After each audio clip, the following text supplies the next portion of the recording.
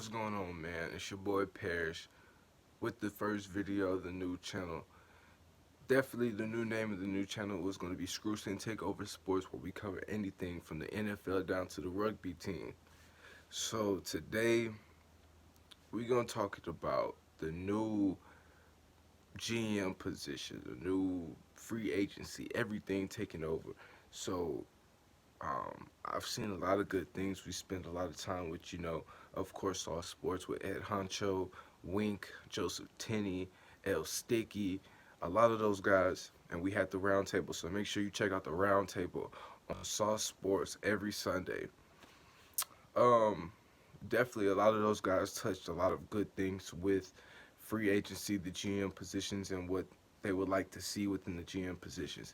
But with me, the newest thing that I found out was shout out to my boy Wink on the situation was that Rick Smith had nothing to do with free agency. So that kind of raises a lot of suspicions with me bringing back gangs inside the GM office. He messed up with Osweiler, giving him that big contract, saying, "Hey, we should sign this guy. Let's give this man this type of money, all type of stuff like that." And so, really, as much as I dislike Rick Smith, I have to take back some of that hate. And I'm a man. I can admit it. Um, Things that I didn't know. I felt like Rick Smith was the one who pulled the trigger on Brock Osweiler and lead into that whole situation. So, I do have to give that man back some of his respect. But with Gaines, I'm right now, I'm not a big fan of bringing him back in. If you messed up, you got fired, and then you're coming back, it's not going to be the best situation. But as far as a lot of things that Ray also did on his stream, he dropped a stream about all the guys, the cap space that we have, dropping certain guys and guys that he would like to target in free agency. Um, with me in free agency, man, of course we know the biggest needs are going to be secondary and O linemen. We're going to need secondary and O linemen. So starting off with, at left tackle, I feel like Questenberry, he played really good in that situation. So of course I would like to target Nate Soldier and the free agency for the left tackle position. But if we don't get Nate Soldier, I'm not really too upset about it. Because DQ is somebody that we can really build around, and I like what I've seen from him in the last few games that he did play. At left guard, please, Suafilo is so trash. We have to get Suafilo out there. Ray in the stream also made a pretty good um, description of Suafilo to a degree. He said that his run blocking was really good, but his pass blocking was awful. Pass blocking is dead awful. There's nothing good about his pass blocking. Run blocking, you can see flashes here and there, but still subpar in my opinion. Andrew Norwell is one of the big guys that I really feel like that we could be in contention of signing for. He's used to Cam Newton. He's used to that running style. If we can bring him in and put him with Deshaun Watson, he's an all-pro, first-team all-pro with Carolina, man. He would be nasty. Nasty. That would be a major, major key piece. At center, I think we can keep with Nick Martin. Nick Martin looked really good. Of course, he was still nursing that ankle to a certain degree. Um, of course, you can see he favored it every once in a while. So I think the main key with him is getting him healthy. Getting him healthy would be a big plus. A big plus. Um, Pretty much right guard, right tackle. Definitely things that we have to solidify. We need to solidify those pieces too as well. There's a lot of key pieces, that we could really use in free agency, and even somebody that I felt like was really good that I've actually thought about was Julian Davenport. Putting him at right tackle. Put Julian Davenport at right tackle. I feel like that he would be pretty good. You have to give him the opportunity to play. I remember when they were down a lot of tight ends and they put him in sub packages to bring him in as an extra blocking tight end, and he did pretty good. I liked his tenacity. Things that he do have to work on is his footwork. His footwork is something that I feel like that he's definitely going to need to work on. If he works on his footwork, he'll be pretty decent. Now, as far as secondary goes, man, it's tough. It's real tough. My first option, in my opinion, that I would go after is Malcolm Butler, and I'll tell you why. Malcolm Butler, first off, his size. He's a big guy. Definitely a physical guy. He's above average in everything and excels at a lot of different things. His man coverage is one thing that I really like about him. Now, one thing that he does have to work on, in my opinion, is his speed. His speed is not all the way there, but he's a lot better than pretty much almost every corner on our roster. Um, I would say for Jonathan Joseph, all the time is catching up for Jonathan Joseph, man. And Jonathan Joseph, it's not looking good for him. So I really feel like I expect the Texans to cut him after this season. Just let him go. And also Kareem Jackson, if he doesn't want to move back to safety, I feel like if he can move back to safety, if he doesn't, cut him. Kareem Jackson has been looking awful. Um, and Kevin Johnson, in my opinion, this season for Kevin Johnson was awful. It was so horrendous that I don't even know. I can't even explain it. But as far as that goes, I don't know if we should cut him or keep him because I'm not gonna deny the other seasons that he did play, filling in that slot corner before he got hurt and Bouye even came in. He looked decent. He looked real decent. He looked like he can hold his own in some instances, but just some things that he does have to work on. He definitely has to work on getting better. And if not, and if I would give him one more great season. It's just like, hey, come do this season, and if it doesn't, excuse me, if it doesn't work out, cut him. That's that situation. Also, somebody that I see that can be a breakout star for next year is Dakoud. Dakoud, Dakoud did not get any playtime, like next to none. And I feel like that he could break out next year. Tremaine Johnson is another high one on my list. I feel like Tremaine Johnson could be another key piece that we could use from the Rams. He looked pretty good. He looked really, really good. Now to safety, I mean, of course, everybody's like, well, Earl Thomas should love to be back in Texas. But one thing that I feel like will not play in our favor is, literally in a Seahawks uniform, man. After a game, you go to the Cowboys locker room and you're talking to the coach saying, hey, if y'all can do it, bring me here. Um, so that's one thing that I kind of feel might hinder us in a sense, but Earl Thomas is nonetheless a great pickup. Also with Eric Reed, I feel like Eric Reed would be a bomb pickup, but you know how the Texans operate with, San Fran and the kneeling situation and all the political stuff.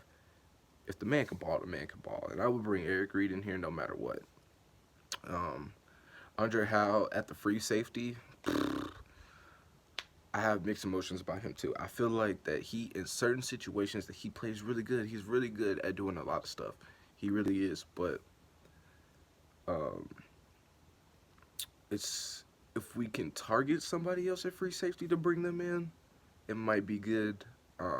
So it just kind of all depends. And also another thing with the defensive situation is that if we're gonna stick running a 3-4, first off, Vrabel needs to get the hell out of Houston. Definitely needs to get the hell out of Houston. I feel like if we bring Romeo Crennel back in the way that he mix up his sub packages will be bomb. But at the end of the day, if we can, in the 3-4, what I would want to do is that I would really want to move Cole and McKinney in the middle. Then I would want to put Cunningham on the outside and, of course, Merciless on the other side.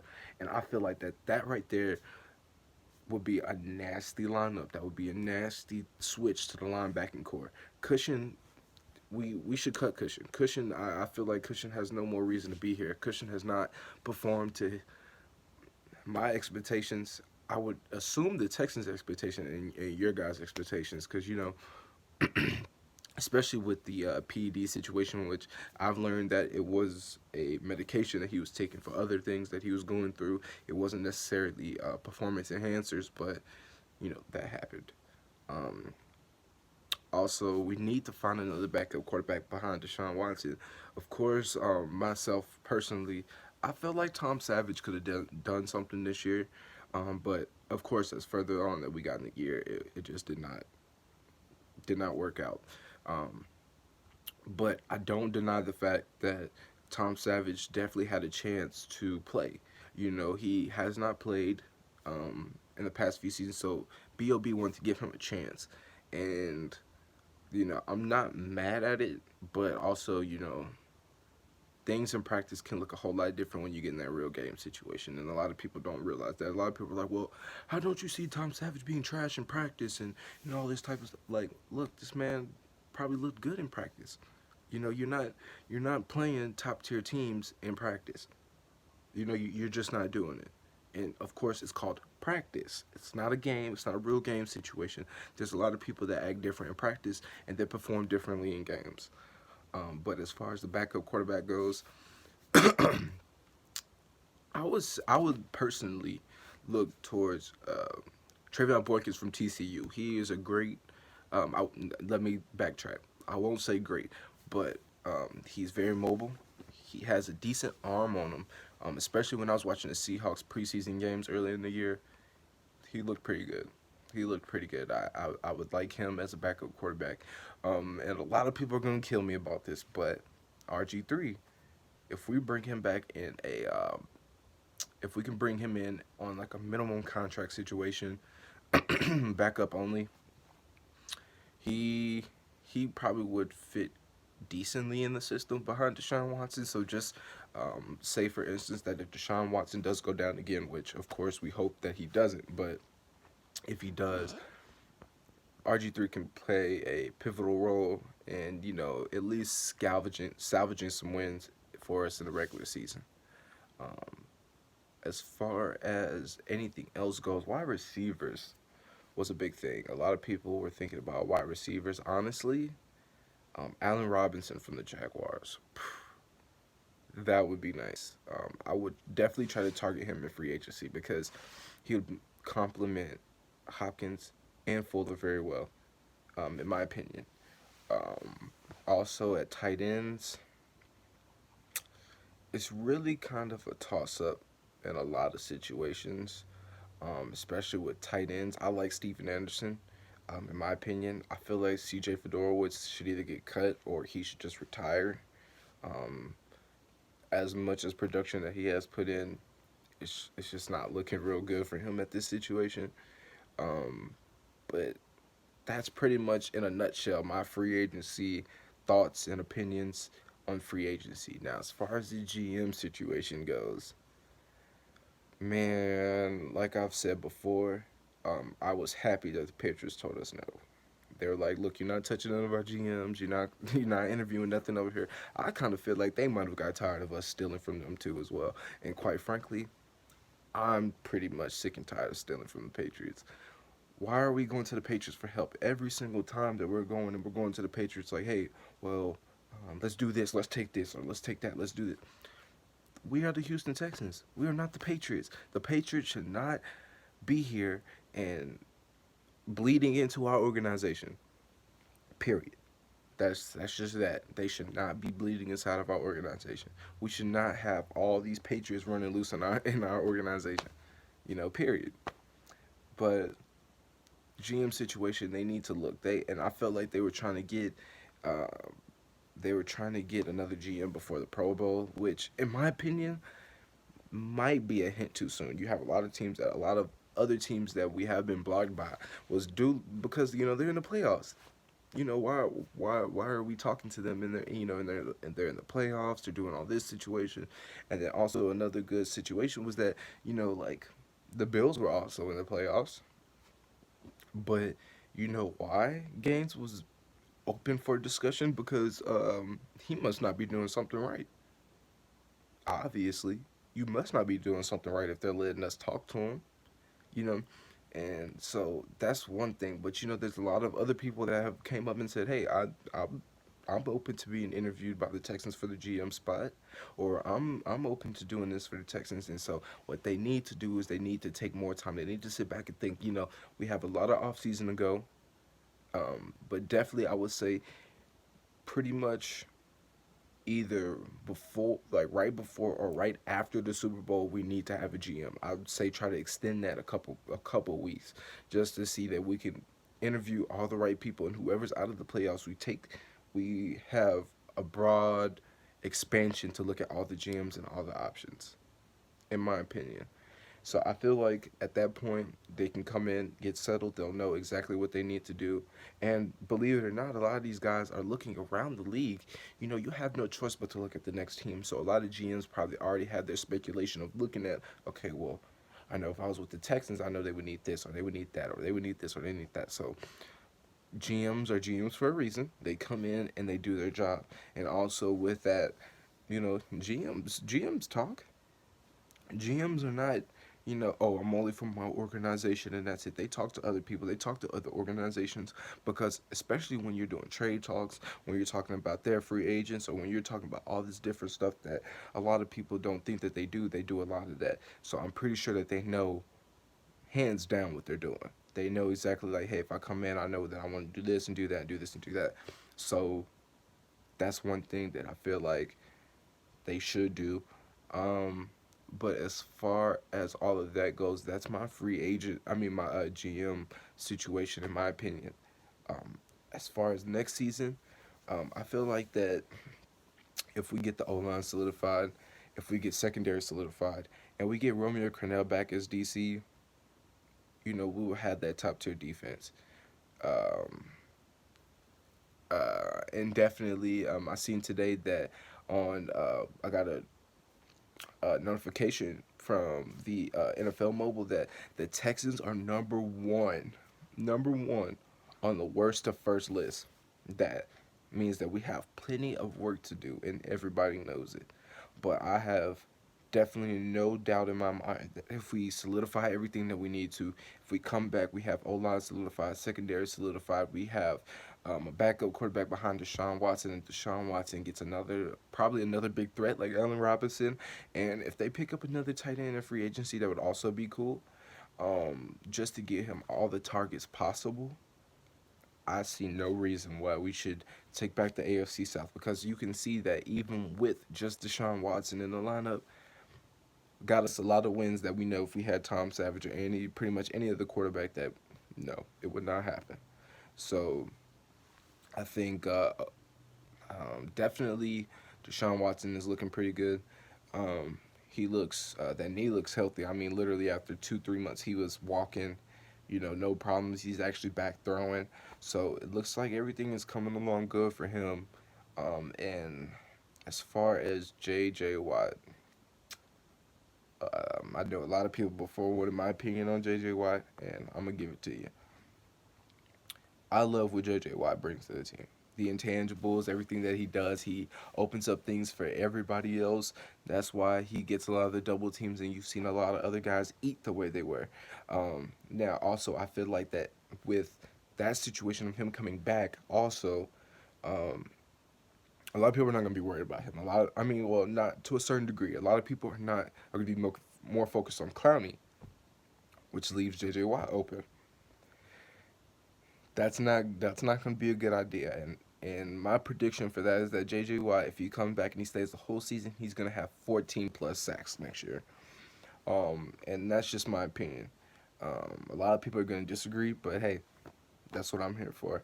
But also, with that situation, I feel like that his contract definitely needs to be moved around, renegotiated, but also it's in the tail end of his contract. He only has, I believe, 2 more years left on that big $100 million contract that he got. So it's not really something that, is something that can really be changed. Like, I don't see it being changed at this point. And quite frankly, I see no reason for it to be changed now, as much as I would like it to, because it opens more room in, cap room, free agency, all type of stuff like that. But the Texans are not going to do anything about it. They're just going to leave it how it is. So that's pretty much sums up my opinion. I appreciate everybody. Big shout out to Sauce Sports, Wink, Joseph Tenney, L Sticky, all those guys, because they really put things in perspective, and especially for the roundtable. So this is my first video, and so I appreciate it. Leave a like, subscribe, And drop comments down there and let me know what y'all think, or if y'all agree, disagree, what y'all would do in free agency and what moves that y'all look about making. And this is been pretty good. So just let me know what y'all think. This is Screwston Takeover Sports. We're here to stay. So drop a like, drop a sub, and I'm gonna keep pumping out videos for you guys. And also, there's gonna be a live stream soon. I don't know exactly when, but like I said, drop a comment and let me know when y'all would like to see a live stream. And that's pretty much it. And I'm out, man.